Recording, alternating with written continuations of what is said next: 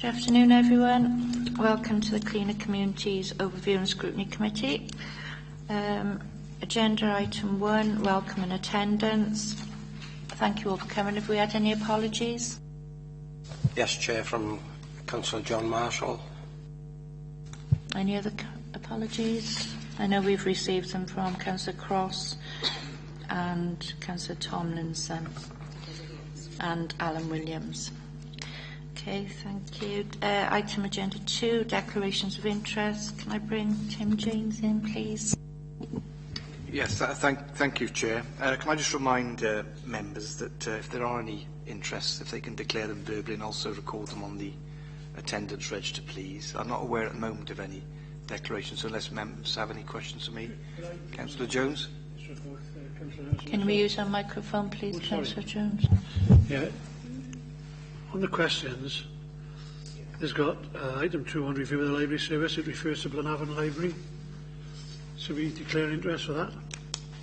Could I just have a copy? I've got a copy of the question here, actually. Let me have a look at that.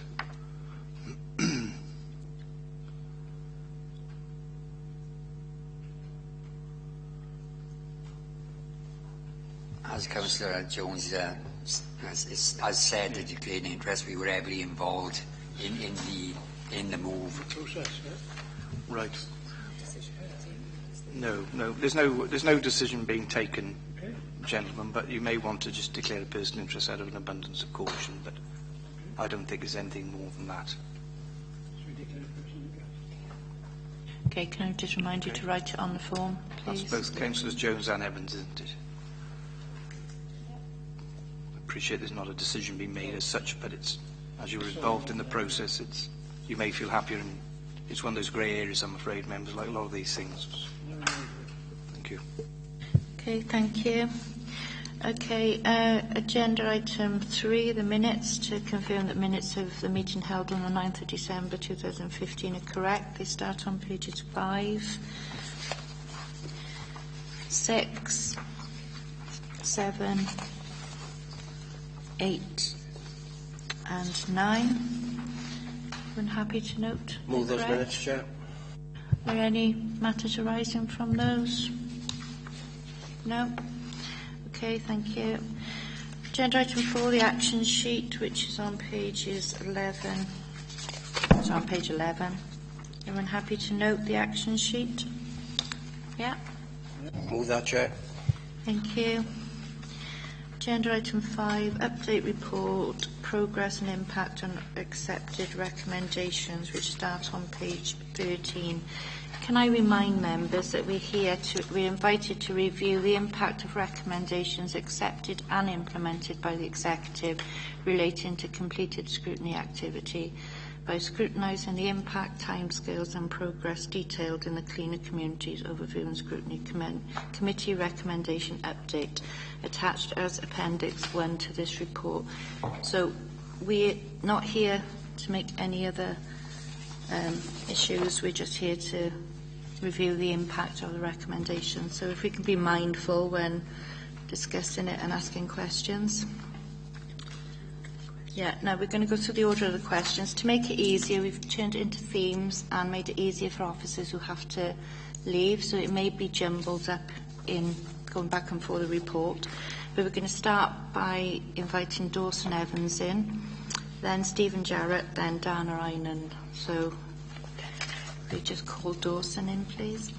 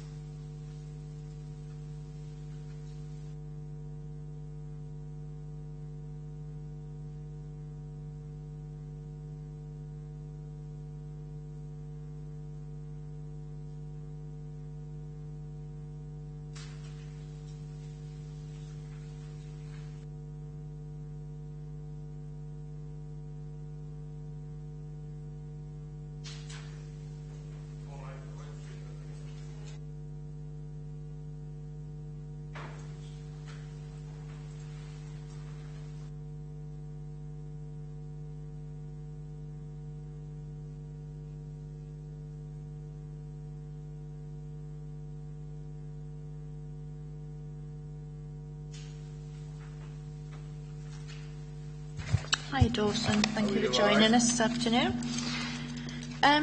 Okay, shall we make a start then? First item is return on investment from job creation, which I think the first question is on page 25 of the minutes. Can you tell us what were the issues delaying the start of the small loan scheme and have they been resolved? And can you use your mic?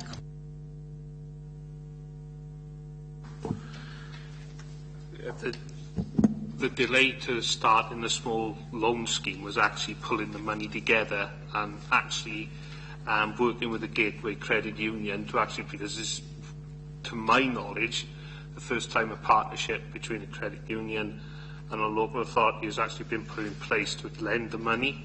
So that was where the delays was. It was a new scheme. We pitched it at small business startups. And we've now revisited all that, and we've now pitched it at all businesses to be able to take advantage of the scheme. So that was where the delays were, procedural really. Thank you. You also say you've got an event on January 2016 to promote it in Pontypool Market. Has this happened, or can you tell us when it's going to be? It was scheduled to go on later in the month, but we've had an issue whereby the Pontypool Indoor Market Manager has now left the authority. So we're still hoping to put it on by the end of the month. We're revisiting the date because of resource issues around it, but it will be done as soon as we can. But I can't promise it'll be done by the end of January now. Councillor Ashley? Mention of Gateway Credit Union. I'm a former employee of Great Gateway Credit Union and also member. I think that's fine, Stuart. I think there's a lot of members that it's not going to make any impact on decisions, is it? Any other questions for Councillor Evans? Thank you, Chair. Just for clarity, thank you for that, Dawson. You mentioned that the small scheme now has been extended for all businesses now rather than smaller businesses. What impact will that have on the funding? The impact that it'll have is one of the things that, because we've always dealt with European funding, it's been difficult to deal with certain sectors. I mean, the main one being retail. I'm sure most people are aware.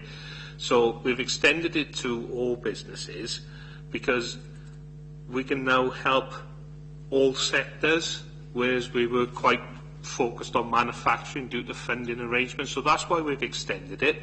The take-up of it is starting to increase. We're starting to see that, but because it's only a small scheme, large companies, it would be of no interest at all to a large company.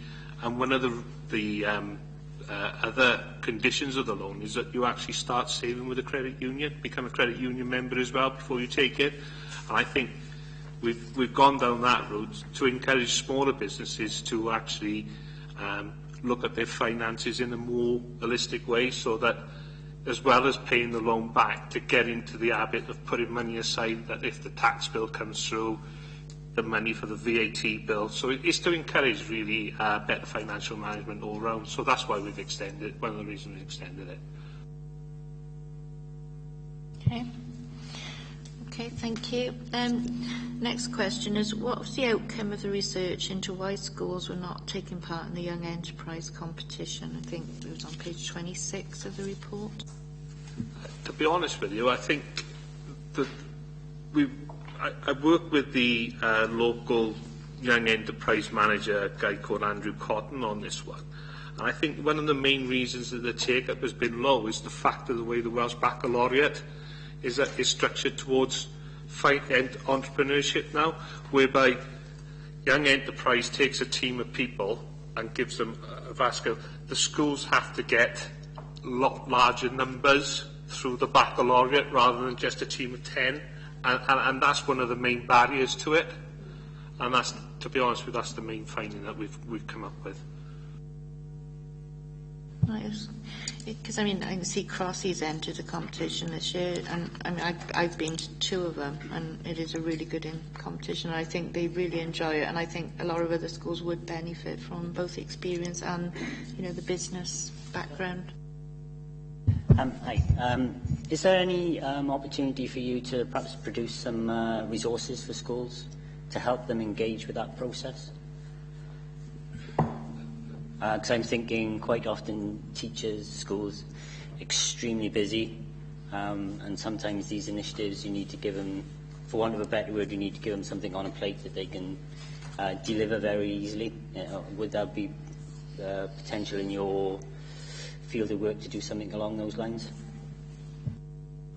There's already been some work done with Westbourne School, whereby last year they actually came down and did some enterprise days through Pontypool Indoor Market. That offer's been made to all schools with regards to actually going into the school and helping on a regular basis.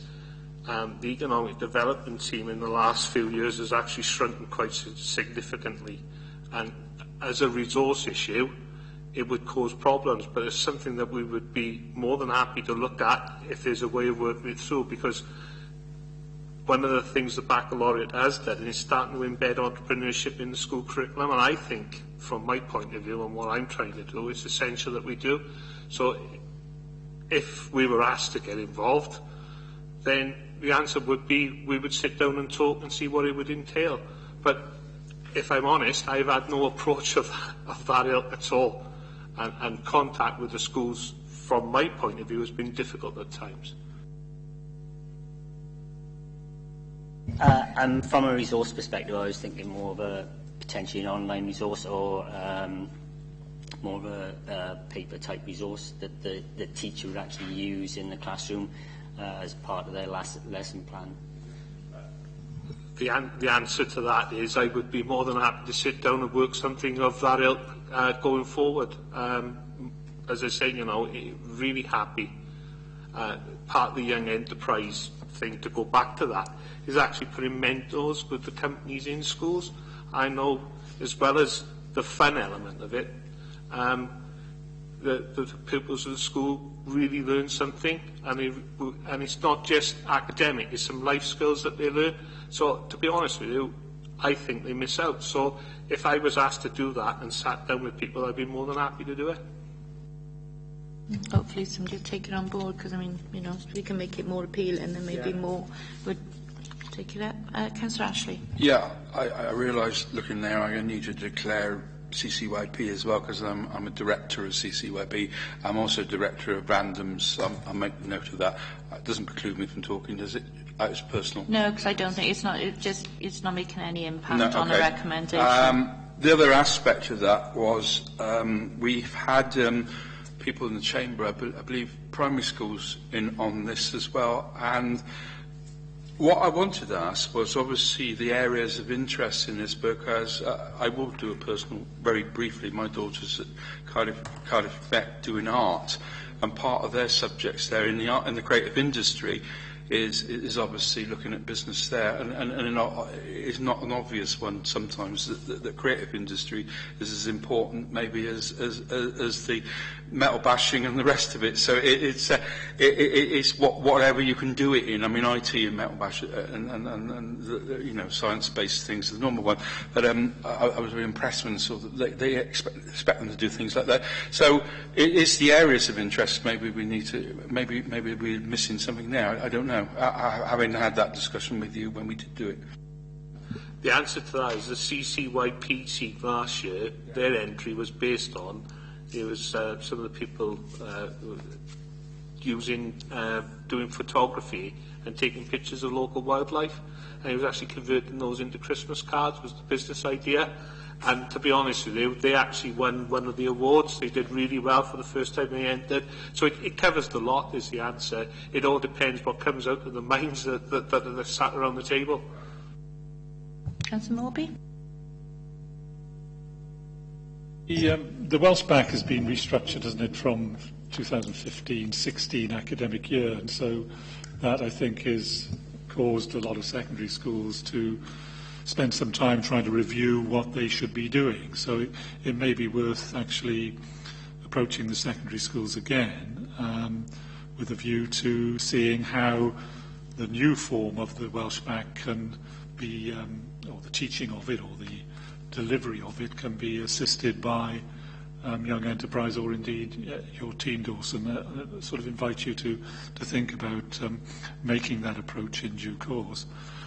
The other thing which might be surprising those people who were at the planning meeting on Monday, but I'd like to sort of ask a general question with regard to your budget. Now, we know that over the years, the budget for regeneration generally has been under pressure, shall we say, probably reduced.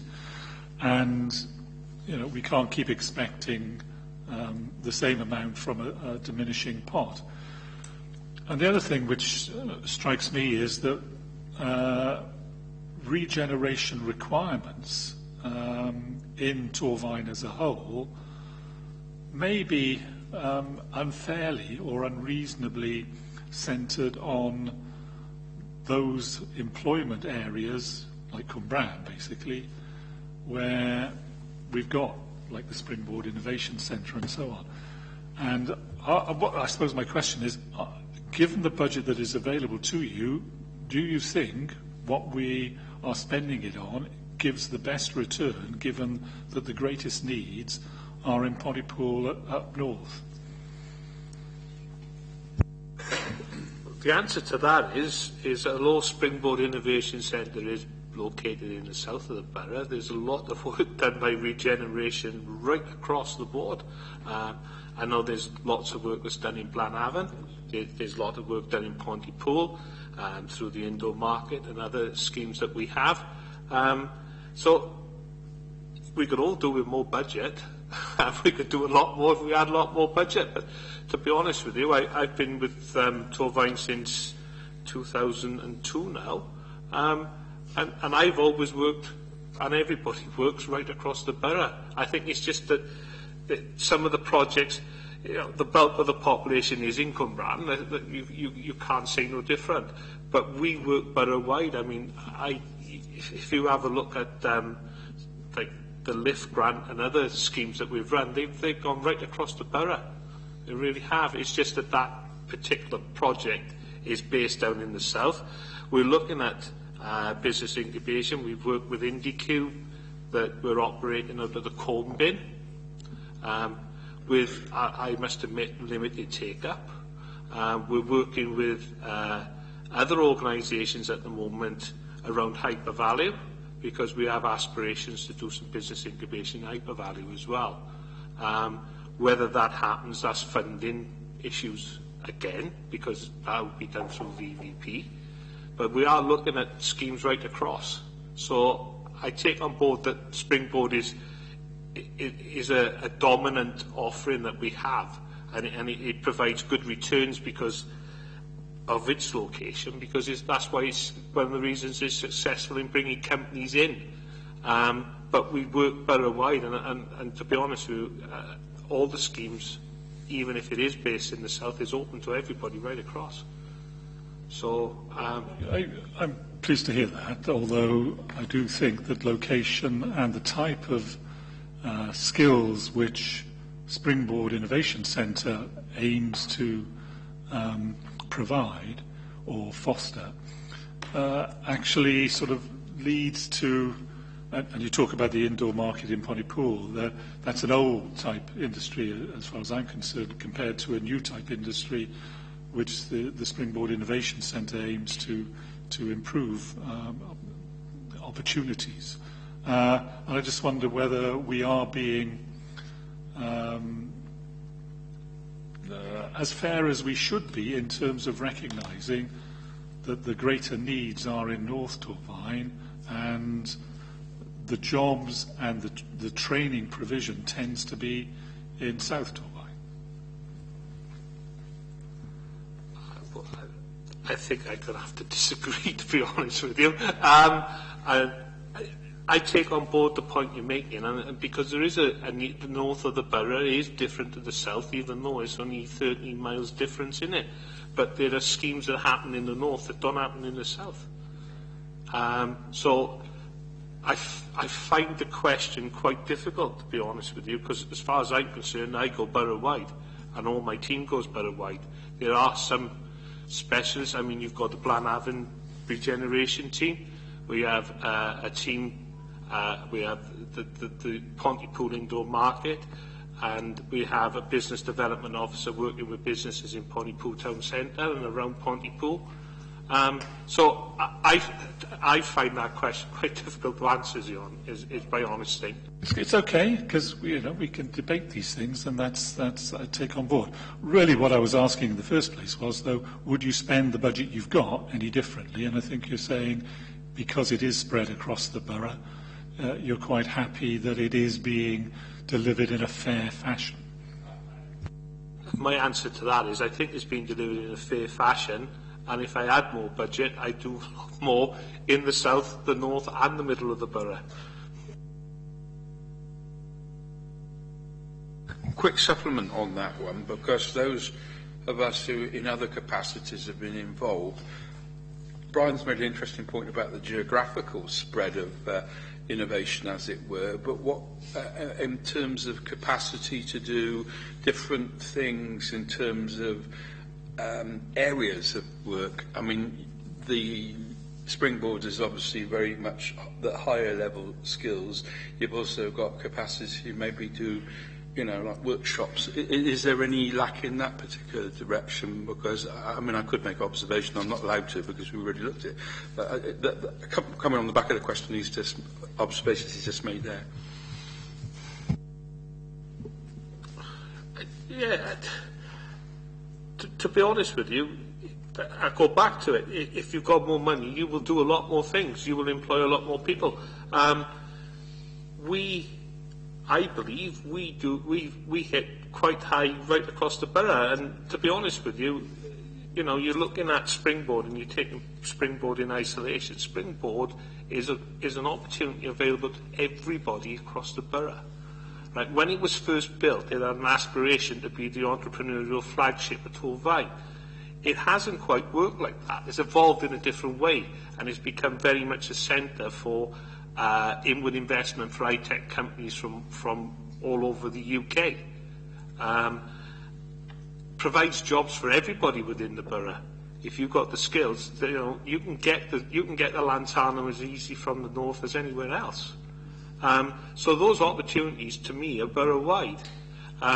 Whether they do workshops across the borough, are you talking about workshops with regards to innovation? Are you talking workshops with regards to entrepreneurial skills? Because if you are, then they are quite difficult to pull together. And no disrespect, but I'm not a teacher. Right? I will never profess to have those skills. I'd be happy to work with experts to put it together if it's felt that's what's needed. But to be honest with you, that has to come through the schools. It has to come through the schools, and it has to be working with the schools rather than me just saying there's a workshop. I think you need to come to this if you want a job in Springboard, because I don't think that will work. Okay, thank you. We move on to the next one, the review of the library service, which is on page 38, or begins on page 38 of the report. Who are the partners involved in the new All Wales library management system, and what are the timescales involved?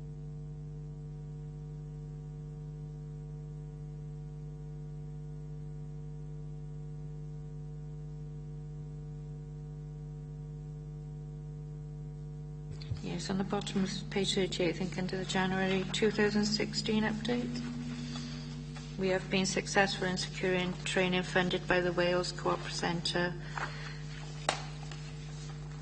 No, that's sorry, it's the wrong one. I know the wrong one. The next one. 39, sorry.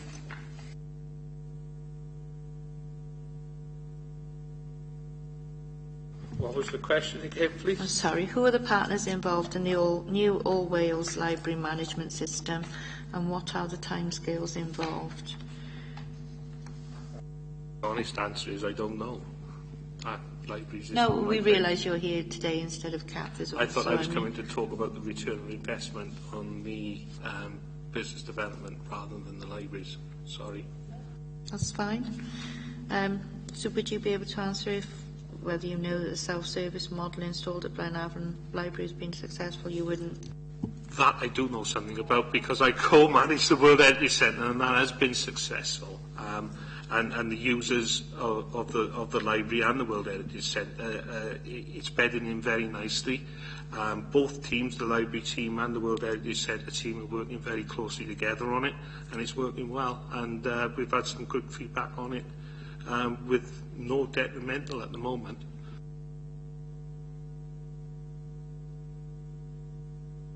Councillor Evans.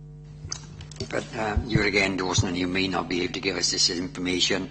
The self-service model itself, which I haven't used myself yet, I wonder how the uptake of that has been received, and if you could give us any information in the self-service model at all.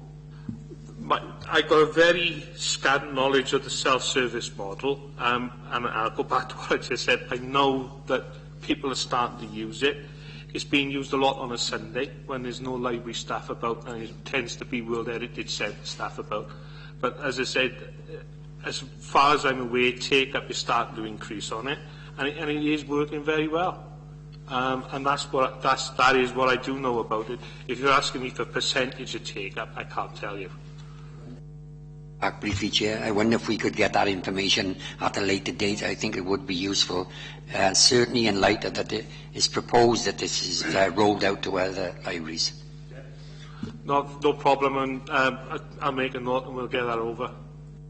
The feedback I've had from residents in Glenavon that the library is a success. It's very good. Yeah, I appreciate that. We can send the question off to Kath as well, and also maybe ask if we think funding might be able to be found for the future models in other libraries. The answer to that is I know we're always looking for funding, so if there's any about, we'll take advantage of it. Any other question for Dawson? No? Right, okay, thank you very much, Dawson. Coming along. Thank you very much, all, and sorry I couldn't do everything you wanted. No, that's fine, thank you.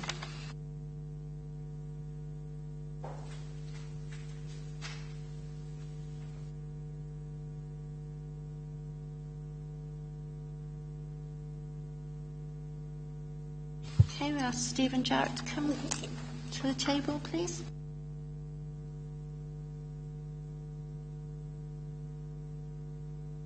Thank you to Dave for coming along. I think the first questions we got on page 28 of the report, and the scoping report for the transportation review.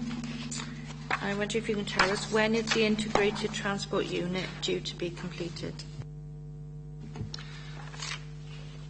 I have to say 2016. I hope it's earlier than later within 2016.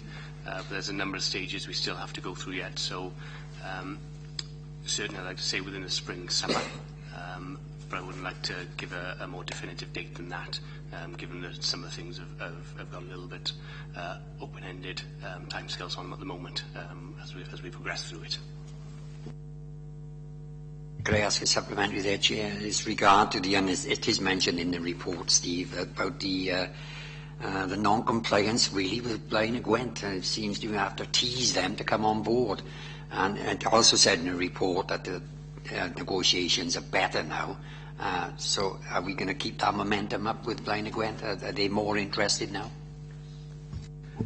Yeah, I mean, we've always worked well with Blaine and Gwent in terms of the passenger transport unit that we have with them. Yeah, unfortunately, in the process of forming our ITU, they do seem to have blown a little hot and cold on occasion. And I can't see any particular reason for that. You know, there's no fall down of relationships or anything like that with Blaine and Gwent. But they do seem very keen at the moment. We're keen, so we'll continue to push and hopefully we'll continue to work together. You know, with Duncan Smith in charge of neighbourhoods now, he's already got experience of collaborative ventures with Blaine and Gwent in terms of trading standards and such like. So hopefully we'll be able to build on the work that Duncan's already done under that sort of banner, really. Okay. Thank you. Move on to the next subject, flood mitigation across Torvine. Can you tell me, when is the flood information pack due to be made available to the public, and how will they get access to it? Unfortunately, our flood risk officer has left the employ of the authority. We sought alternative skills within other local authorities. Unfortunately, they haven't got any capacity, so we're currently out to advert on that. I think we've given the timescale as 2016 as one of the early measures for us to undertake. We have pulled some information together, and that will be something we need to concentrate on when we do get the flood risk officer resource replaced. In terms of how it goes out, we're looking to trial it basically. Now, how we choose to trial, we haven't quite decided yet. It could be those who've been involved in flooding incidents in the past, or it could be those who we've identified as being at risk of flooding in the future from the work we've done through the flood risk management plan. Again, I'd have to give the timescale of 2016, but I would hope, subject to getting the resource available, that it would be earlier within 2016 than later. Councillor Evans? Yes, for clarity again, Chair, please. You said the flood risk officer has left us, Steve. When did he leave us? He left Christmas Eve. Right. That was his Christmas present to us. And when are we likely to have another flood risk officer in place? We're advertising internally at the moment, or sorry, not at the moment. Going through the process to advertise internally at the moment. Hopefully that advert will be out to internal within the next couple of weeks. Dependent upon whether anyone internal applies, complying with the process that the authority has.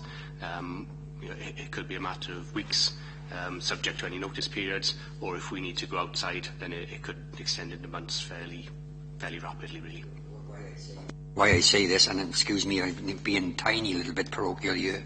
I never thought I'd be sitting in here and saying that we have had areas in Blaenavon that have experienced flooding, but unfortunately we have. So I think it's imperative we do get a risk flood officer in place as soon as. Councillor Jones, there's a microphone. So Mark Strickland you're talking about, is he? No, Owen Griffiths. Just clarification. Councillor Ashley? Yeah, that was my question, because the other part of this report's obviously got SUDS and all the rest of it on there, which we're not discussing. So in the meanwhile, without that officer in place, does that fall on your shoulders? Very broad, there they are. No, it doesn't, fortunately. SUDS is something that is dealt with, by other officers. Back to Mark, is it? It's the likes of Paul Wilden in Highway Development Control and Mark Strickland. Yeah. So they tended to deal with the developments anyway, where you would be looking at using SUDS. So they will continue to do that. So we will continue to pick up that element of our work. We will continue to pick up all elements of work. We haven't put Owen's work to one side, but it's clearly got to be prioritised in terms of what we do in what order. So. Gwyn? Hi, Steve. Would it be possible to contract that work out so that you can sort of hopefully stick to the schedule that you were aiming for originally? Or would bringing somebody in and then bringing a new employee in just really upset things? It is possible to contract out.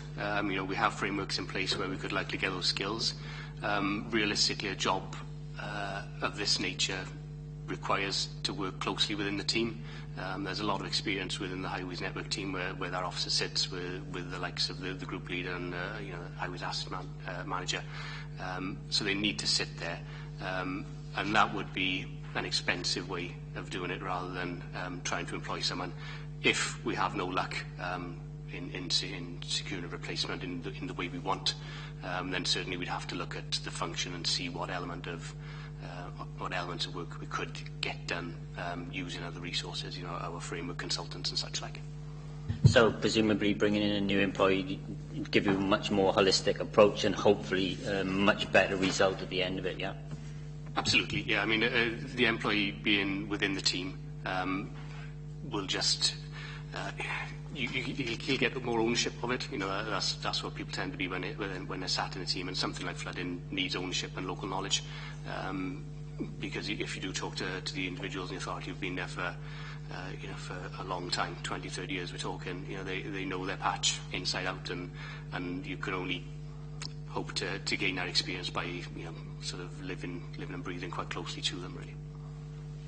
Councillor Bevan? Yeah, thank you, Chair. I had a couple of questions on this, please, really, if I may. One, again, if I may be a little bit parochial, but it leads to a wider point. One,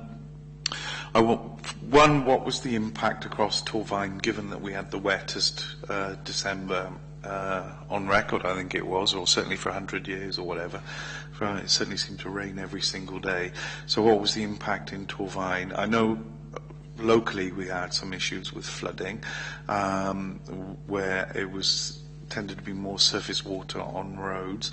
But the other point is there regular scheduled maintenance of the drainage culverts?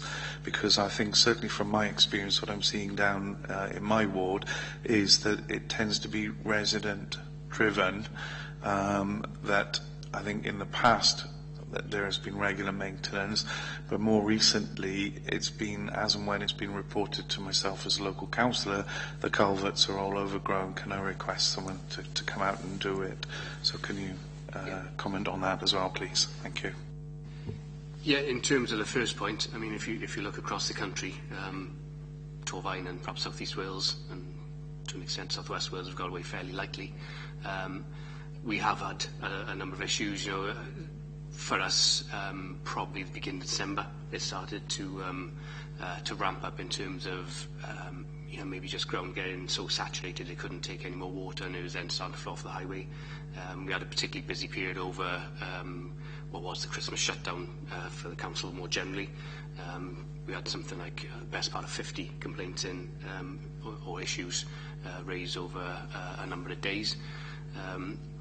The impact of that has been that a regular gully cleansing schedule, for example, probably at the beginning of December where we were a little, or the end of November, beginning of December where we were a little bit in front, we're now a little bit behind because we've had to send, you know, as members will appreciate, our only machine to deal with particular problems rather than it being used for its particular schedule or its normal schedule.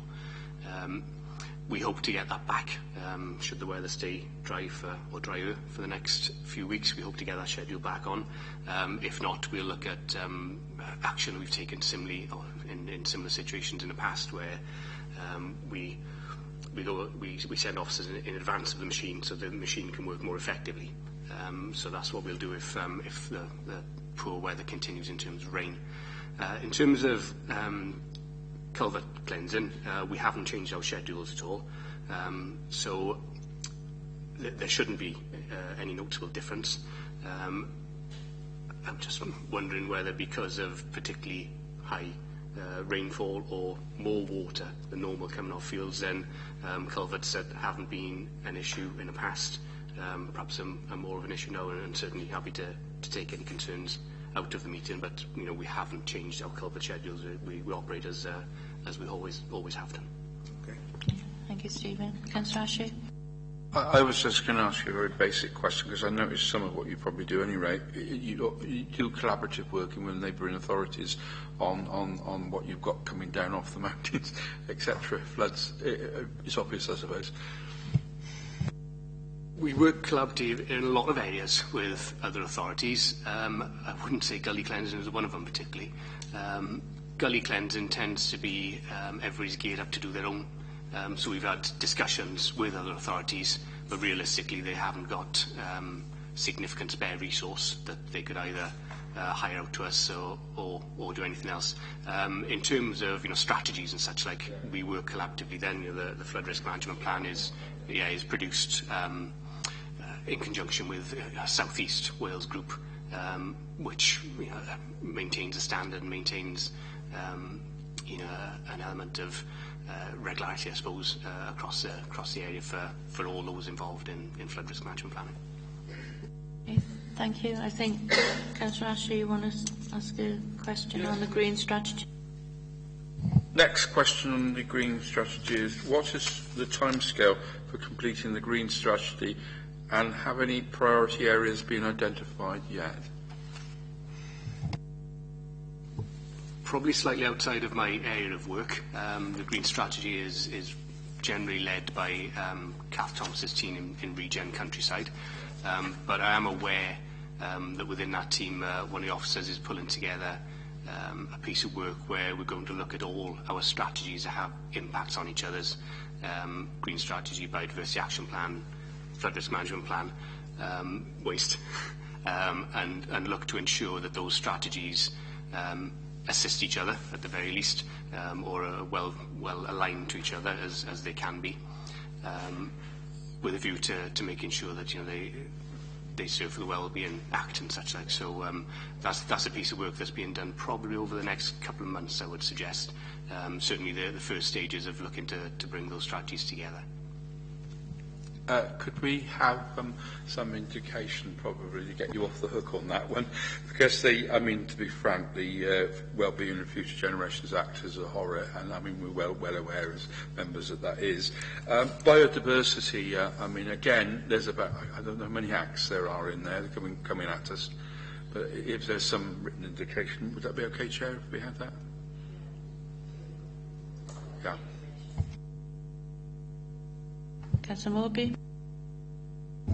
Can we just correct any misspeak? That's me, sorry. Yeah, the act in question isn't a horror, but implementation might be quite difficult and challenging for officers. Yeah. Can I also make the point, I'm reverting back to flooding, sorry, I wasn't quick enough. One of the outcomes of the flooding in, whenever it was, May 2014, was it? Is that communication between officers and members about problems in their local areas seems to me, at least, to be an awful lot better, and I'd just like to pay tribute to Steve and his team for taking that on board. Yeah, I think we echo that, and I'd also like to say, if possible, when you have the officer, could you sort of, hope you'll be able to work quite quickly with the information packs then. Lovely. Okay. That's Ashford. One more. One other thing I would like to say was the whole business last year of the various strategies for putting down pollinators. That seemed to work a lot better last year as well. Yeah, down. Okay. Right. All that remains is thank you for coming along. Thank you very much.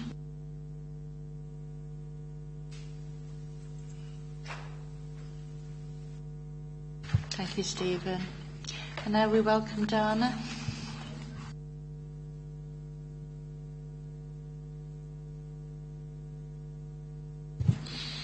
And the first topic for you is residual waste capacity outcome of consultation. And the first question is, when do you intend to start looking into sponsorship opportunities for the food caddy bags? And are there any other funding options in place or in mind if they're not going to be successful? I'll answer the second part first. There are no other funding opportunities. It's not as though there's any grant funding that we can go to for the liners. The liners are procured through a Welsh Government framework. It was a Welsh Government-driven initiative for the framework, and all authorities in Wales get their bags from the same place. So it's not even as if we can get a better deal on the market either. In terms of sponsorship, it was something that was suggested as part of the process, the democratic process that we went through for the introducing the skinny bins. And we will look at it. We will go out and see whether or not people will be interested in sponsoring the bags in some way. We will do that exercise. Our view is it's not likely to be successful because people aren't likely to see that what's on the bag. What will tend to happen is people rip the bag out, they'll put it in their caddy, and that's it. They won't necessarily stop to look to see what's on it, but we'll try. We're going to try. Timescale for that will be during this year at some stage. We've not been able to do it to date. We just haven't had capacity in the team. But we will look to do it at some point during this year.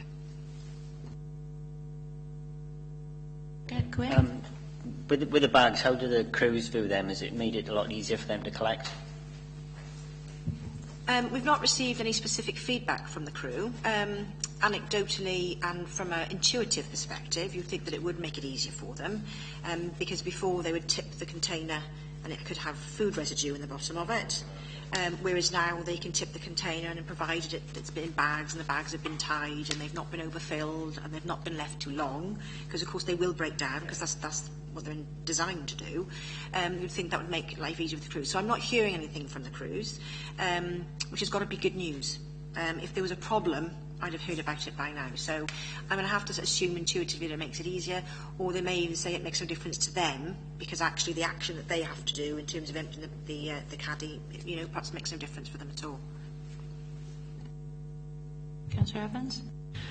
Thank you, Chair. I don't know whether you can answer this one today, Dana. I wonder if you could give us any information of the take-up of the liners, and possibly, I think it's mentioned in the report that there is a brief increase in the food that's collected. Yeah, within the report, I've actually given you the take-up. Well, I can tell you the liners that we've issued. And so what I've said in the report, and I think I did this, it was probably in a week or two before Christmas when we provided the information, so it would have changed a little bit from when I did this. But we know that we've handed out 30,000 rolls. We roughly give 3 rolls per household. So just doing a quick, very quick arithmetical exercise, that's about 10,000 households out of 40,000, it would appear. Now, of course, we have absolutely no idea of knowing which household had which rolls. So that would appear to be the take-up. But of course, if we're giving out 3 rolls per household, that household will take quite a long time to work its way through those 3 rolls. So it's only really when the scheme has been in for quite a while are we going to know the ongoing take-up of it. So initially there might have been a lot of people going for bags. People might decide they don't want to use them. Going forward, they don't have to use them. They'll still collect their food waste if they choose not to use the liners. It is an optional thing. So I think we'll have a better idea of that as we go forward. In terms of the increase in food recycling, we do know that. We've been monitoring that pretty closely since we rolled out Skinny Bin. These are only early indications. Data gets more robust and valid the longer you collect it, but we wanted to have an early feel for how we were doing. And food waste recycling has increased by 45%. But what I can't tell you, because we did 2 things at the same time, is I can't tell you how much of that is due to the fact that we reduced residual capacity and very, very strongly encouraged people to recycle their food, and how much of that was because we introduced food liners. And we'll never be able to work that out because we did the 2 things at the same time. Yes, good. Thank you for that, Dana. Can I also add, I mean, you talked about getting sponsors. Have you approached local community councils in that regard? We've not approached them for sponsorship of the bags. We could approach them for paying for liners. We haven't done that yet. I mean, the whole thing around the liners, because we were so busy involved in the implementation of Skinny Bin, and part of that was ordering liners, we just didn't physically have the capacity. It's a very small team, as you know. We just didn't physically have the capacity to pursue some of these other things. It's something that we can look to do, but we haven't approached town and community councils for funding towards liners, no, not to date, but we can certainly do that. Okay, the next question is on page 16. What process have you got in place to ensure that the leaflet drop by Waste Awareness was a success? I think it was partly successful. The only process that we had in place, there was a system in place whereby Waste Awareness Wales employed people to deliver the leaflets to everybody's home. Those individuals who were delivering them gave sheets back which showed that they confirmed they delivered to certain addresses. Waste Awareness Wales kept that information and we were able to interrogate that information. However, it became very apparent to us within the waste team, and I'll say because they're individual members of the waste team who live in the borough and they never got their packs and they were looking out for them. So there was clearly something that went wrong. We would go back to Waste Awareness Wales, they would go back to the company they employed, but at the end of the day, if the person's saying they delivered it, it was very difficult to prove otherwise. Some of the crews actually reported seeing a lot of the packs in people's black boxes. And then, of course, later on, we got calls from people to say that they never received their pack. So whether they just thought that it was some form of junk mail, whether they just saw part of it and thought, yeah, I know all that, and put it in the black box, I don't know. We've tried all sorts of methods in the past to try and make this better. We've tried using Royal Mail. So rather than actually have someone to go out and hand deliver, we've used Royal Mail. That didn't work particularly well either. So it's a difficult one for us. We are trying to find a means by which we can get this out to people and it's adequately delivered. And we're struggling to find a way that works. All I would say is, when we used Waste Awareness Wales for this, it didn't cost us a penny as a council. Had we have used Royal Mail, that would have been fairly costly. Had we have, for example, employed... so, for example, we use canvassers every year for the electoral canvass. We could have approached that database of people and we could have said, how do you fancy delivering some leaflets around the borough? We may have had similar issues where people have said they delivered and they haven't, but that would have cost. whereas what we did with Waste to Win as Wales didn't cost us anything. So I think, although we learnt lessons, I think the bigger lessons were for Waste to Win as Wales. Councillor Evans? Thank you, Chair. On that topic, I think whoever you had provide the rollout of the skinny bins, I think it worked quite well with a few misses, but overall I think it was very successful and everybody concerned to be congratulated. Yes, thank you. It was a logistical nightmare, but overall it went well. There were a few little glitches here and there, but we resolved those quickly as we could. And as I think I've said as part of this report, the team did an awful lot of work in the lead up to the rollout of Skinny Bin and during implementation. And I think the fact that we weren't in the papers, there was no negative criticism of the council during rollout, I think that is a lot of testament to the team in terms of how much work we put into communicating it beforehand. Councillor Ashley? I noticed one thing that it's been striking me with those bins. Somebody's put some leaflet, I don't know what that leaflet is, it's stuck on it, but you do read it. It struck me that actually was one way, if you wanted to get a certain amount of information, is sticking something on the bin. Because there actually is a leaflet on there that it describes something, and it struck me, a small leaflet stuck on the bin was probably the one way of making sure everybody reads it, because they say, what the hell was that? You do read that. It's so obvious. It's you know, it seems a reasonable idea, that. Yeah, There's two. There are. There's two stickers. There's one that is basically says, do not place any do not place any recycled material in this bin. So this is the purple lidded bin, yeah. Because obviously by stipulating on the bin, you must not place any recycled material in here, it means that we're able to more effectively use the Environmental Protection Act. And the other thing that you'll find on there is a QR code. So on the side of the bin, you'll see a little square sticker, which is a QR code, and residents who've got smartphones, what they can do is they can use the QR code and they can then order new containers, they can report something, so it gives them a straight link into the council. Yeah, there's like a, it's about this sort of size sticker. It should be on the lid. It may not always be on the lid, but it should be. And then on the side somewhere there'll be the square QR code. Can't say that I've noticed it. We'll all go and check the bins now. Okay, next question. Are you concerned about the contamination issues, and will the team be able to cope with the backlog since the rollout of skinny bins? I'm not concerned about them. I think what I've said in the report is because we were prioritising seeing residents who had a particular medical need, we want to prioritise those first for all the right reasons. Then we prioritised going to see families who contacted us to say they didn't feel they could cope with the skinny bin. And so what I was trying to say in the report is because it is a very finite number of people in the team, we were prioritising our work, and issues of contamination we would deal with a little bit later on. We're now past Christmas. The skinny bin rollout is finished. We've dealt with the Christmas issues that we had. We're now getting into normal day-to-day business.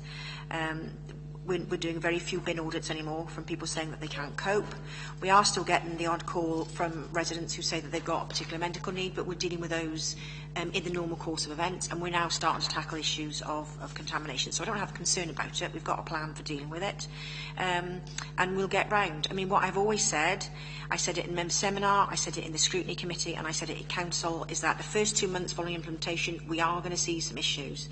We might see some more fly tipping, and we might see some more issues, but after that it will start to settle down. So, and we're currently working on it. In fact, this morning I had a meeting with environmental health colleagues to talk about these very issues and the particular hotspots that we've got in the borough and what our plans are for them. So we're on the case. It's good to know. Councillor Evans? Thank you, Chair. You related to the hotspots. I think it would be useful for members to be aware of those hotspots if we could. Yeah. Within their own wards, maybe. Councillor Ashley? I think the one way you've been dealing with, and I've been out with it, is the secret shopper. That obviously is one way.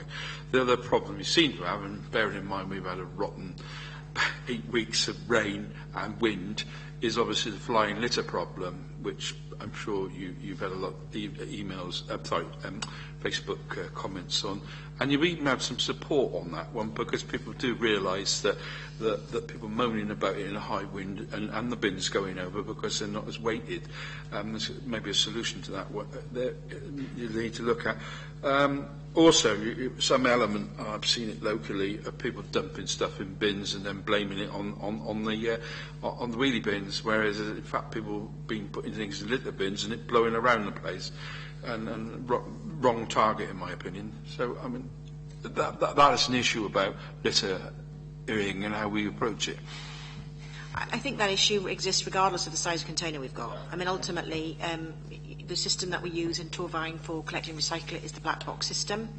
It's the Welsh Government's preferred method. We are not the only council that uses it, therefore we are not the only council that suffers with this issue. We do provide nets free of charge. We are always putting out messages around nets, and we will continue to drip feed that information. If residents don't use those nets and they overfill their boxes and we get high winds, material is going to blow, and that is a real shame. All I can say is, you know, I'm a resident.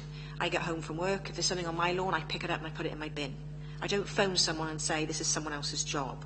And with regard to the issue around the bins blowing over, any container will blow over. So even the 240 bins would blow over if they were empty. At the end of the day, if a bin has just been emptied and it's completely empty, it's very light. They're very light things once they're empty, and there's always a danger that they could blow over. I don't think it's getting worse because they're skinnier. It's just bad wind. We've just had bad weather. We've had a lot of rain and we've had a lot of high wind. So yes, there has been some comments about it. We are working on it. Of course, because of all the bad weather and the Christmas shutdown, our cleansing schedule was disrupted. We're now back to normal on the cleansing schedule. So anything that did blow around over the Christmas period, by the end of this week, we should have caught up with everything, because our 10-day schedule would have caught up with it, and we'll be getting back to normal. So, lovely, Councillor Bevan. Thank you, Chair. Donna, you mentioned earlier about identification of hotspots, you know, trouble spots where there's consistent or not consistent, but repeated offence of fly tipping and things like that. What actions are you going to take once you've got that list of areas of hotspot areas? And I've got one example in mind. I'll come back to. The first thing to say is I wasn't talking about fly tipping. So that's a completely different thing. What I'm talking about is where we've had excess side waste that has accrued over the Christmas period. So we were talking this morning about hotspots, and they're not consistent problems. It's just areas of the borough that we've currently got where we had a problem that accrued over the Christmas period. So if I won't name areas, but if I give you an example, we said to the public you could put out 1 bag of side waste, and in some areas 30 bags went out. Now the crews just couldn't cope with that. So we've had an issue, we had to go back over that. So the way that we're dealing with it is, obviously we've got people going around picking up, and we met with Environmental Health this morning because to have a discussion with them, because actually if people, we have a no side waste policy in the borough, so if residents put out extra side waste, it's up to the residents to remove that side waste or dispose of it themselves. And if they don't, it becomes an environmental health issue, but it's not fly tipping. Fly tipping is a completely different thing. But to answer the question about fly tipping, if we identify hotspots of fly tipping in the borough, we have a number of strategies. One of which is we'll put up signs to say that fly tipping will be prosecuted, and we can also then, working with environmental health colleagues, we can erect cameras to actually try and catch perpetrators in the process of fly tipping, so that we can then prosecute them. The other thing that we do is our teams that collect the fly tipping, they have smartphones now. And when people put things on the app or through the website, they get it directly on their phone. When they go and collect the fly tip-in, they will obviously search for evidence. Any evidence they find, they will photograph. When they close the job down on their smartphone, the person that reported it gets an email straight away to tell them that the issue's been cleared. And if there's evidence, the photographs and the evidence get sent automatically to Environmental Health, and they're then able to take action. And what we've heard in our meeting this morning was that there was some fly tipping on the British. I know that Environmental Health have currently got 2 prosecutions going through as a result of that, but I can't give you any more detail. Really good. Thank you. Yeah, the example I had in mind was, I don't know whether it would be not necessarily considered as fly tipping, but littering in general. And I drove up here today, and it's alongside the dual carriageway, coming down from the police headquarters, going up to the next roundabout where you would take the turn off towards the New Inn Recycling Centre, all the way along the side of the carriageway, and it goes right the way along, is litter that's been thrown from passing vehicles. And I noticed, just looking at some of it as I was driving along. Quite a few of it seemed to be coffee cups from one particular hamburger outlet. And yes, exactly. And is there any recourse that we've got as a council to be able to go back to the vendor in those instances where it's clearly identifiable that it's their product that's being littered, and what can we do in that particular spot to dissuade people from throwing the litter from the passing vehicles onto the side of the dual carriageway? I think we'd have to be really careful, but I also think that if members have got queries or areas of concern, if they can email Dana outside the meeting, and then they can hopefully deal with that. Is that all right?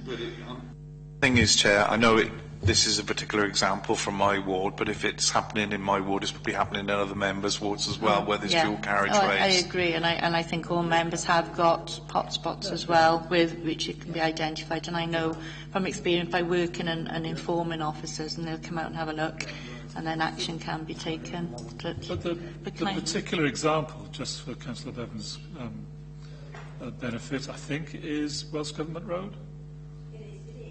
Government Road, but we do have responsibility to cleanse it. We are legally responsible. Unfortunately, we are. They've delegated that. No, they do not. And I've pursued that every year since I've been in post. But it's their road, but it's our responsibility to cleanse, and we get no funding from them for doing that. I can answer the question, Chair, but if you'd rather we move on what's on the agenda, I can. I'm just mindful that we are dealing with recommendations here, and we're going into sort of, and I don't want to. But if you can have a chat with Hugh after the meeting, that'd be great. Okay, we'll move on to the next topic then, which is cemetery rules and regulations. Can you tell me how many members of the public form the Cemetery Friends group? Does that cover a mixture from across the borough, or is it in one area? It's completely across the borough. We had a meeting on the 4th of January. There were, I think, 6-7 people who are on the group, and I've had an email today that another person wishes to join the group. So it's about between 6 and 8 people on the group. They are across the borough. They're all service users, people who have got loved ones buried in our cemeteries. Some of the members, the very first meeting that we had, we only had 2 meetings, it's new, but the very first meeting we had 4 or 5 people attend. The last meeting we had 1 new person, and then this next meeting we're going to have now in March, we're expecting another new person to join us at that. And the group's going really well. It's a very positive meeting, and it's going really well, and I think they're getting a lot out of it, and we're getting quite a lot out of it as well. So. Councillor Evans?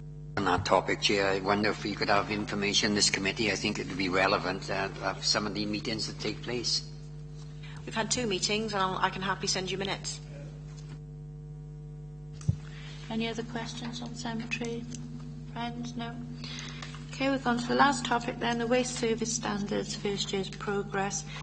Has any work been carried out yet to look at introducing a scorecard for the mystery shopper visit? No. I suspended the mystery shopper visits, and just for clarity, the mystery shopper visits are purely about me watching the crews. It has nothing to do with residents, it has nothing to do with what residents are putting out. That's a separate piece of work. This is purely about me watching the crews, looking at the streetscape before they go, and looking at the streetscape after they've been, so that I'm able to respond authentically about the constant comments about them throwing boxes and dropping litter. So that's why I do that, and if I witness any of that behaviour, I pick them up right there and then. So that's what the mystery shopper is. I think what I said in the response is that I went out this morning, and I did 6 different streets this morning. I may not do those streets again. It could be another 6 to 8 months or a year before I do those streets again. I will pick different parts of the borough, and I will do different parts of the borough. I do 2 hours every single week. So I can look to introduce a scorecard, but the problem is it will take a very long time for me to accumulate data that you can then use to compare with, to say, well, at that point it was this, and at this point it was that. I think what we talked about in the scrutiny committee was having some form of a checklist where I say, right, what I'm looking for today is this, this, this, and this. It's only me that does it. No one else does it. I think it's important that as head of service, they see me out and about and picking up on things. I do go out with the operational manager, as you know, because you've accompanied us. So I can look at it. It's something I look at going forward, but it's a long-term thing. I'm not. Even if I did it tomorrow, the information it produced would be interesting, but it wouldn't be meaningful because I might have visited a street in one particular time and I may not have gone back to that street for whatever reason because I might have concentrated on other areas because I'm trying to get around the whole borough. And to make it meaningful, I'd have to go back the same street time and time and time again. And that's not what it's about. It's about picking up on issues that members raise with me or members of the public raise through Facebook or other means. Thank you, Chair. Just briefly, the new idea of a mystery shopper, though, you say they know you were there. Obviously, they're going to pick everything up when you were there. But for being a mystery shopper, they don't know who it is. Perhaps you could go incognito. But, I mean, when you were there as a mystery shopper, they're going to do their job exactly as it should be done. No, Stuart. Can I come in there? I've actually accompanied Dana, and they don't know you're there. You're sort of in a different vehicle every week. You're hidden around the corner, and they have no idea.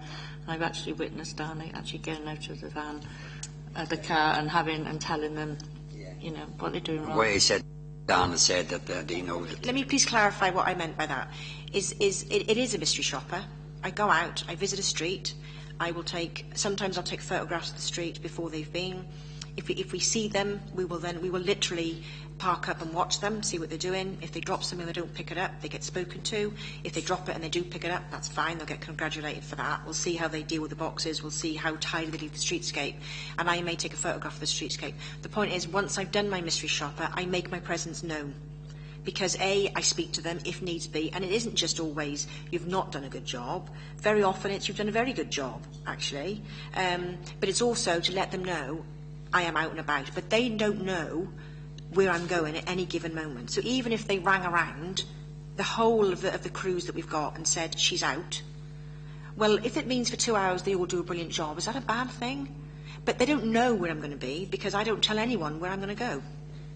So they don't know I'm out until I let my presence known once I've seen them. Thanks for that, Dana. I needed that clarifying because I was under the assumption that they knew you were there, and obviously they would do the job 100%, wouldn't they? No, they don't. Councillor Ashley. Yeah, I personally got some experience of this because not only have I been out with you, and you do a great job, I've also ran the recycling a few years back, and I worked for Avon Friends of the Earth, so I've seen a little bit across the board, and I also used to do recycling in Cardiff. Now, what you do, I think, is quite valid from a management point of view, which is what you just said, and you're technically walking the floor, I believe the management expression is. What I think we need, maybe what was suggested at the last scrutiny, if I couldn't get it right, was some sort of objective way of doing this alongside what you do as your management thing, so that we can report back to residents, which maybe is a different animal. I think your mystery shopping idea, it really is a management walking the floor exercise, where you look at what they're doing, and I think you do that brilliantly, and you take a member along, we see what you're doing. But what we also need, and maybe there's something that needs academic input or from people like the various waste strategy people, where we have something similar to that, but done on an objective thing, and maybe you need to look at that. That's the service standards. Yes. We've got that. So we have the service standards and we report on those annually. So the report that I brought back to you on the 16th of September was exactly that. And if we have comments on Facebook, for instance, that get fed through to me, or even where we've had a roadshow, for instance, and a member of the public has gone up to one of our staff and then complained or moaned and said, oh, this is always happening, we always say, well, if you're prepared to give your name and address, the head of service will go out. I can't always give a time frame. And I do report back to residents. So what I will do, so the 6 I did this morning, if they've emanated from comments on Facebook or queries from residents, I will go back to them. And I will say, I visited the street this morning, this is what I witnessed, here's a photograph of what happened. If you've got any further issues, and I'll either say, yes, it could have been tidy, and I fed that back to the crews, or I'll say, you know, from what I could see, I was happy with the way that they performed, but if you feel there's any further issues, please get back in touch with me. So there is a feedback loop. Where that's possible, there's a feedback loop. What I'm trying to say, and respect, you're doing that for management objectives. What I'm saying, if a researcher went out there and looked at what was done, did in an independent sense, would you be comfortable with that? I wouldn't have a problem with it. If a researcher went out and watched the crews and came back and said, this is what we've witnessed, I wouldn't have a problem with that at all. Councillor Bevan. Yeah, thank you, Chair. It's really sort of following on from Councillor Ashley's comments, really. The response in the report is that you couldn't do it on a street-by-street basis over a prolonged period of time. We're not expecting you to do it over a street-by-street basis. The point of the mystery shoppers is at the moment is to see what the crews are doing in a given area, isn't it? So there is a way that you could collate this data and report back to us, not on a street level, but doing it on a crew level. So I don't know how many crews you've got and how many mystery shopping things you do over a year, but I would imagine you would do it so that you're trying to see each individual crew. So the report could be presented back on a crew by crew basis in terms of how well they're doing, in terms of are they putting the bins back where they pick them from, or are they throwing them on the roads or leaving them in the middle of the roads in some instances. So that's really what we want. We don't expect it necessarily to be at an individual street level for every ward member, but you could collate performance data at that level over a period, and it would be consistent, therefore. I do collate the information, so I have a spreadsheet that I derived when I first started doing them, and every time I do mystery shopper visits, I then update that spreadsheet with the date, where I went, the crew that I saw, and what I found, and any photographs. I've got that information. I could collate it on a crew basis. There's more than 24 crews out there, because of course it's split down by the different waste stream. So I could do it by crew information, and I guess if I filter the spreadsheet on, say, I'll just pick on a colour because I'm looking at the ceiling, the pink round, then we could see, well, how many times have I seen the pink round, and what did I find, where did I see them, and I could certainly present that information. I wouldn't want to make that public as part of the scrutiny report, though. I don't think that's fair on the individuals concerned, but I could certainly share that with members. I wouldn't have an issue with doing that. And I could certainly send you the spreadsheet, and you're perfectly welcome to interrogate that yourself, provided it's kept confidential. So if you've got particular areas that you think, I wonder whether she's been down this particular street, then you could certainly interrogate it for that. That wouldn't be an issue. So the information is there. It's definitely there. And one of the things that I do when I do the mystery shopper is if we've seen a particular crew, I will go back over my spreadsheet to see, well, I may have seen them a year or two ago, and am I getting the same issues with them that I had them, or have they improved? Because if I'm getting the same issues and they're not learning, then that becomes a performance issue for me, which results in disciplinary action. It's a handy tool. I think that would help you as well in identifying if there was an issue with one particular crew, and it would also help in terms of maybe who the best performing crews are as well. I don't know whether something can be done. We've kind of got the stick in place that if you see them performing badly, you have a word with them, and as you said, that if that's repeated and ongoing, that could lead to disciplinary action being taken. But is there a carrot incentive as well for the best crew? The mystery shopper is just one tool that I use. I've got lots of other tools. We record all information around missed collections, and we can run analyses on that. I mean, we actually print those out and put them in the crew room, and that has actually resulted in a little bit of healthy competition between the crews, because they want to be the lowest. So there's lots of things that I use. I put posters in the trucks where I've taken photos of a street where they haven't done a good job, and a street where they've done a brilliant job, and I've basically said on the poster, what would you rather come home to? So there's lots of tools that I use to try and amend behaviour and improve behaviour, and just constantly remind, this is what's expected of you, this is what's expected of you. Let's not forget, it's a horrible job. It's a horrible, difficult job, and they're working in very difficult circumstances. They're dealing with people who are not very reasonable sometimes. They're out in all weathers, having to deal with all sorts of things they find in the boxes, which is very unpleasant. But I use a various number of tools to try and encourage them in that way. And again, and I've been keen to point this out, when I've been down a street and I can't actually tell whether they've been or not because they put it back so tidily, they get congratulated. So it isn't just about the stick. It is also around using that information to say to them, you're doing a really good job. Councillor Moby. Yep, speak as you find, because I often not complain but point out problems in my area. But actually, I happened to be in my house front room about 1 o'clock, no, 12 perhaps, the day when the black box was emptied into the lorry, or at least most of it was. And I thought, reaching for my phone, I'll catch them in the act. And then, fortunately, the bloke, well, actually, it was a young lad, who was emptying my particular box, did everything from the box, and then went back to where a couple of plastic trays were near the rear wheel, picked them up and put them away. And I thought, great, perhaps I should have taken a photo of him doing that. But the question is it acceptable to send photos of miscreants, but equally, are you happy to receive messages that such and such a crew did a good job? I would love to receive more messages along those lines. I think as a society we're very quick to point out fault, and we're very slow to say when someone has done a good job. And we do get quite a few compliments about the way service, and I'm always sure that we print them off and we show them to the crews. They may not always know who the individual crew is, and very often people say the refuse boys, and they might actually mean food and card, or they might actually mean recycling, you know. But we'll always make sure that's printed off for the crews themselves to see, and it gets recorded in the... But yes, if people think the guys are doing a good job and they take a photograph of it and send it in, then we'd accept that. Black box collection, Station Road upon you today. Lovely.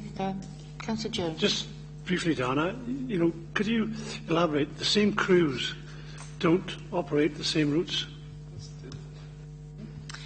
Generally they do, yeah. So say for example, and I'll use the Purple Bin, if there is a crew that does round one, then they generally always do round one. However, the workforce all have a generic job description. So if, for example, the crew on round one, the driver's on the sick and one of the loaders is on holiday, then I will obviously move my staff around so I'm able to provide a service and then supplement them with agency staff where I need to. So, but in the main, yes, so if someone's on the pink ground on the cycle, they will always be on the pink ground. Sometimes because of human interactions, I have to move people around. But generally speaking, there's always a dedicated round, usually. Councillor Evans. That was going to be one of my questions, was consistent personnel on the rounds, but you've answered that with the odd occasion where you've got to fill in with agency workers. And perhaps that's part of the problem. Yeah. One person can let that crew down. But Alan's asked that question. Or we just swap the staff around for other reasons. You know, for example, one of the things we're actively looking at is with the recycling crews, because of the nature of what they do, I want to be in a position where I can rotate them a little bit, because it's hard work doing this all day long.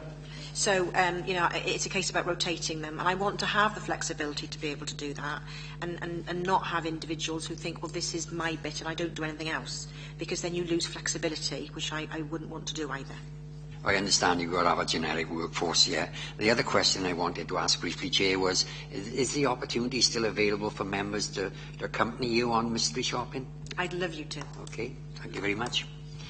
Right, I think that's the end of the questions. So, Dana, thank you very much for your attendance again this afternoon.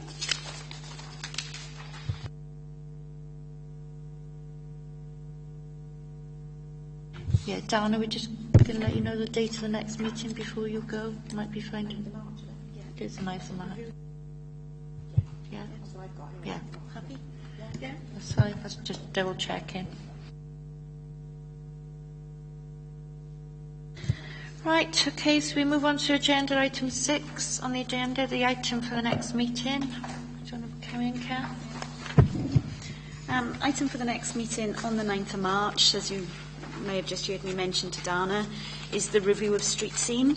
This was in your basket of items from Vision In, and originally was going to be looked at on the 4th of November.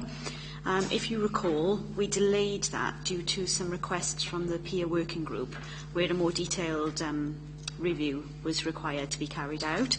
So I've just confirmed with Dana now that the 9th of March is a suitable date for that to come.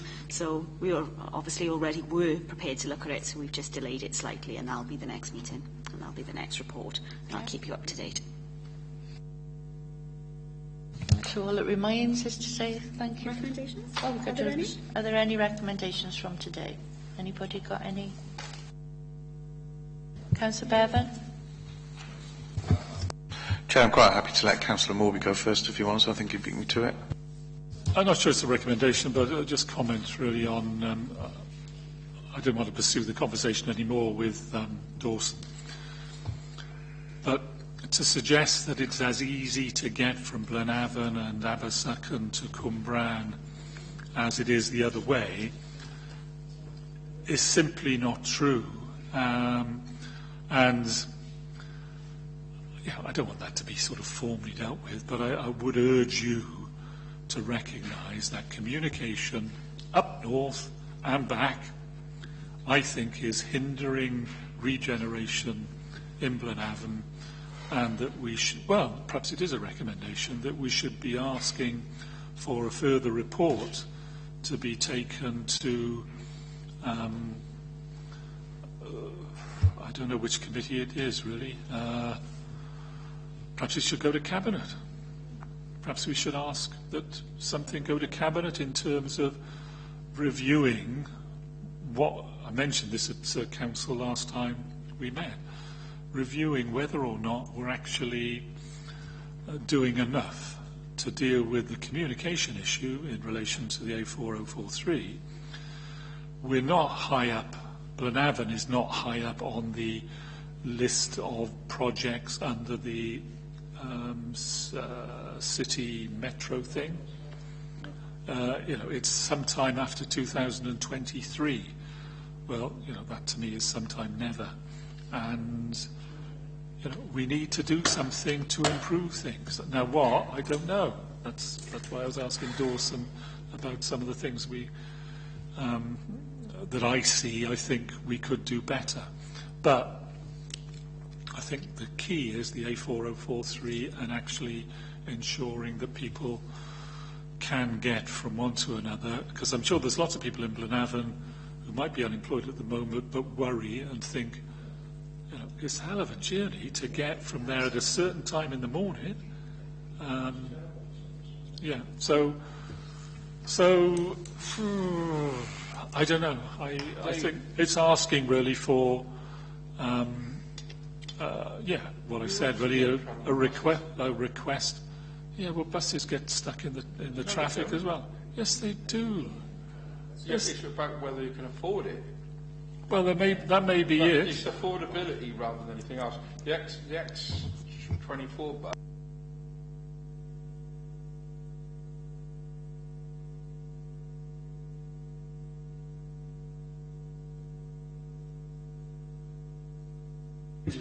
Right, okay, I'm going to bring Kath in to give a bit of advice. What I was going to say is I agree with... Oh, hang on, Stuart. Yeah. You interrupted me.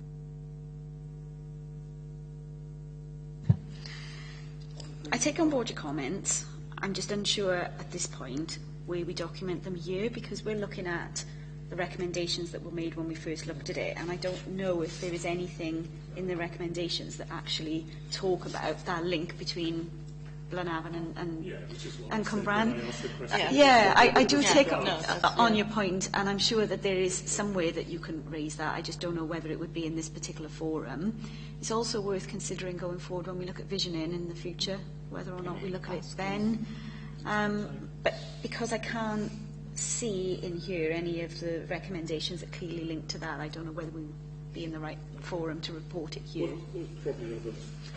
I'm sure there are. Yeah.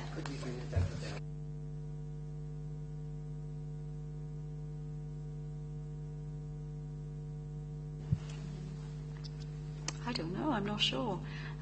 We've already got our joint scrutiny meetings booked in now for quite a few months down the line. But it's something I can definitely take back and ask and explore and feedback that way, but I won't actually put it in the written recommendations of this meeting. Yeah? Hang on a minute. Yeah, thank you, Chair. I had a couple of comments and a couple of recommendations, just sort of reiterate what we went through.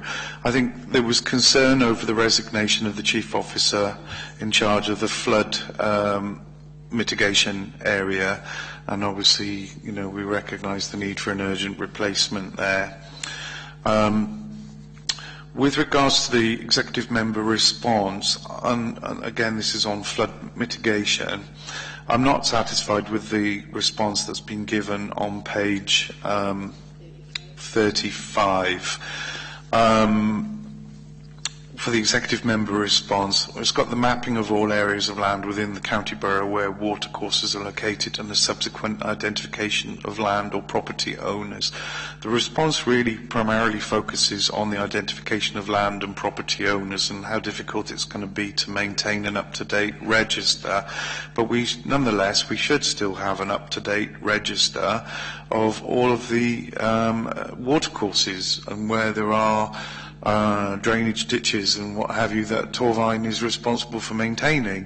So I would have thought that they should be able to maintain a log, certainly of that, even if they don't know necessarily who the current landowner is.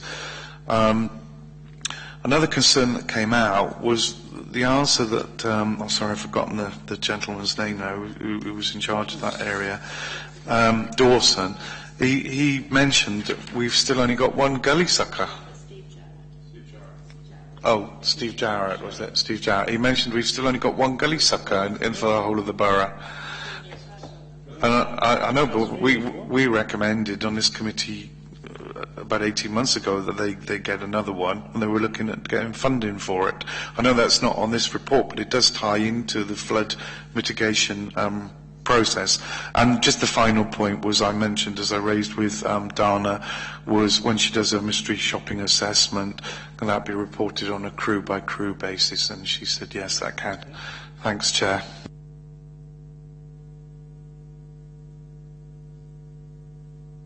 Right. I wasn't going to disagree with Brian, but the one thing about the up and down the valley routine, and the business I said about cheap transport is important. It's not so much that you up the top end, certainly, but the point is you've got cheaper property up there. You don't have it in Cwmbran. So you've got things like the corn bin up there, and the sort of they don't have it because it's more expensive. So you've got that problem going the other way, you know.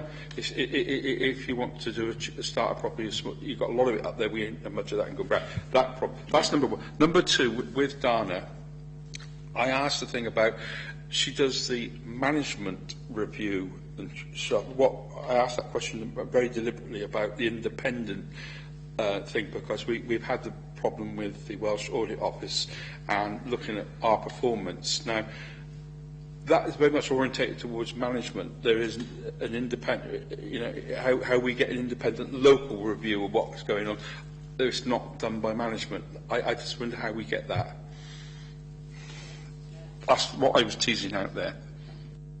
Right, can I ask Kath to title then? No? Okay, if I can come back to you first, Councillor Bevan. So, out of the points that you just raised, I think I've pulled two recommendations out of that, so bear with me. The one being in relation to the mapping of the watercourses. Obviously, what the exec members come back saying that subsequent identification of homeowners is difficult to achieve, but your point is to recommend or clarify whether or not there's mapping of all watercourses, even if we don't know who the landowners are. That's what you're trying to say, yeah? Yeah, that's fine. And the second one being that more work continues on the scorecards, but on a crew-by-crew basis rather than the street-by-street basis, yeah? Okay. On the first point, Catherine, about the logging of the watercourses, it would be helpful if we had the scheduled maintenance details as well, because I did ask a question about that, and he said no, there hadn't been any changes to the scheduled maintenance. Now, I beg to differ on that. I can cite certain examples in my ward where there was stuff that had been maintained on an annual basis, and it's been reliant on it being reported through myself to get the site out there to undertake the maintenance. So one is I feel there should be a coherent plan on where the culverts are in Torvine, what watercourses are,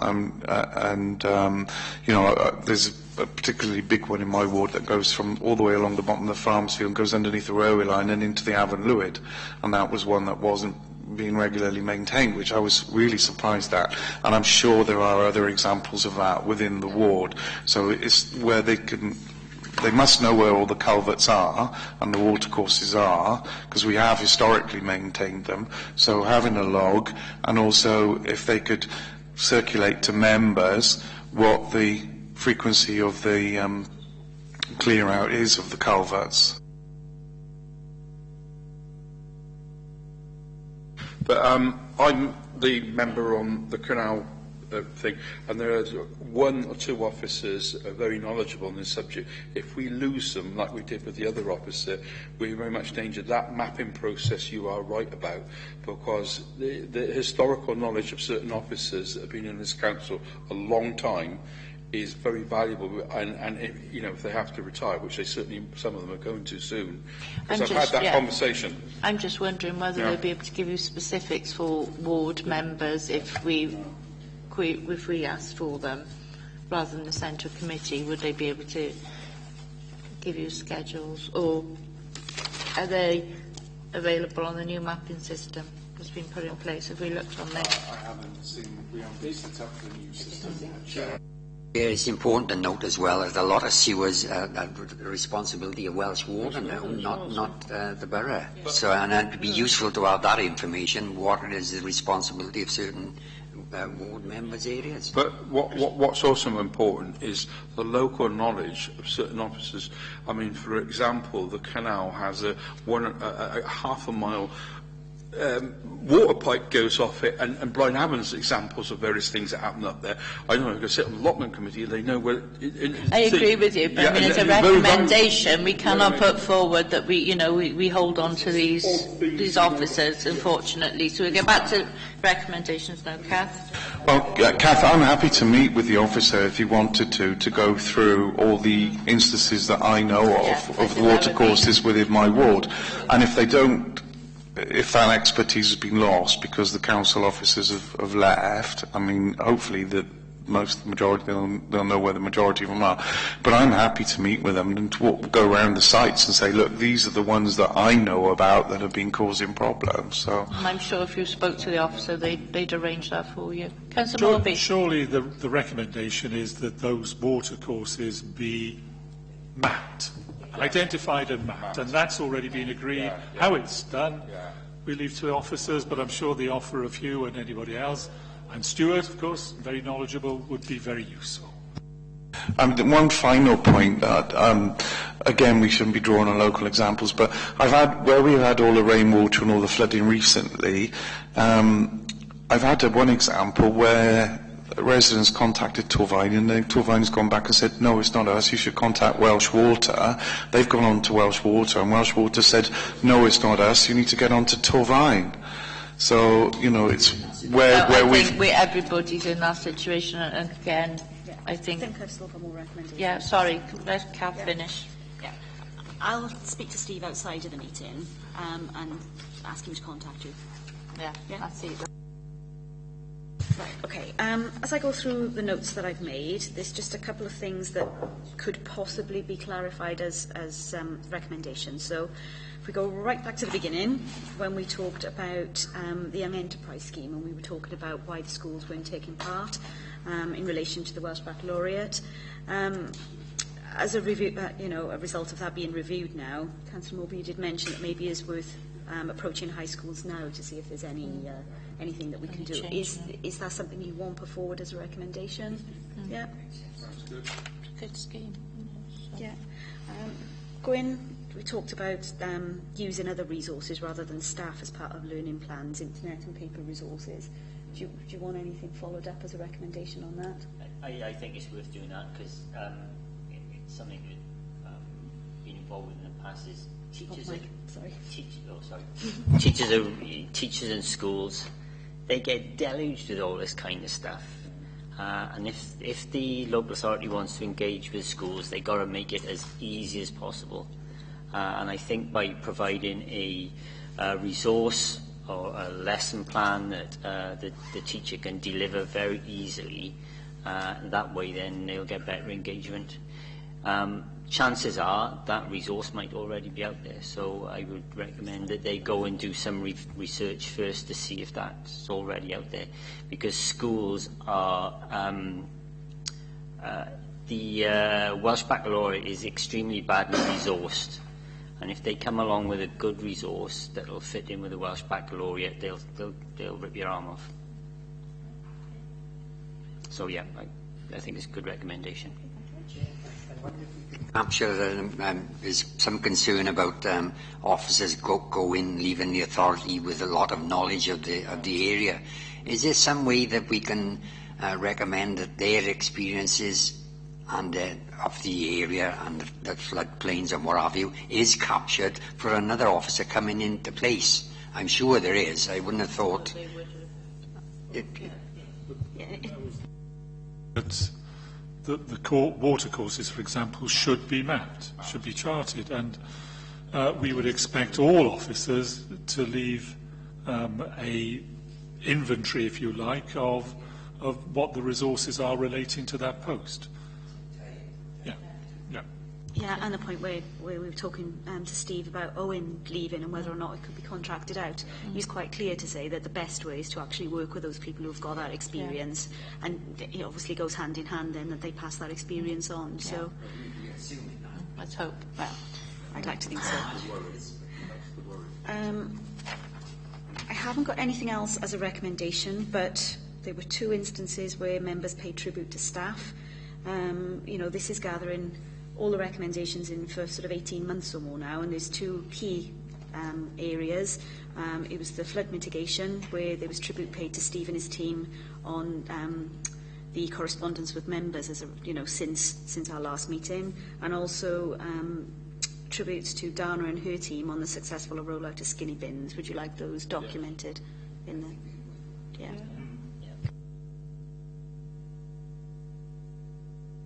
Right, all that's left is to say thank you for your attendance this afternoon, and that's the end of the meeting.